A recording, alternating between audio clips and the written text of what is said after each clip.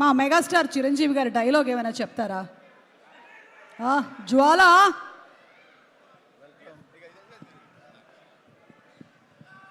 Welcome miss Jwala, I want to interrogate you. నేనే జ్వాల అని ఇప్పటి వరకు నాకు తెలియలేదు. ఓకే, నాలో జ్వాల ఉందనుకున్నాను కానీ ఐఎమ్ ద జ్వాల. ఇంకొకటి కూడా చెప్పండి. చేయి చూసావుగా ఎంత రఫ్గా ఉందో, చూడాలనుకోవట్లేదు. రఫ్ ఆడిచ్చేస్తాను.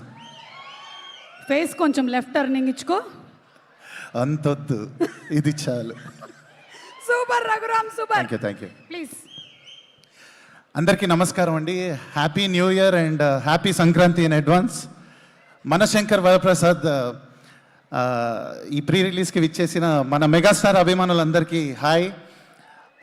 చాలా అరుదైన అదృష్టం ఈరోజు లభించిన అభిమాన రచయితలందరితో ఈ వేదిక పంచుకునే ఒక అవకాశం, ఈ చిత్రంలో ఒక మంచి పాట రాసే అవకాశం, ఈ అనుభూతిని నాకు కలిగించినందుకు ముఖ్యంగా నా మిత్రుడు భీమ్సన్నకి, అలానే మా దర్శకులు అనిల్ రావిపూడి గారికి thank you so much sir. మీకు లాస్ట్ సంక్రాంతికి వస్తున్నలో మంచి పాట రాయించారు.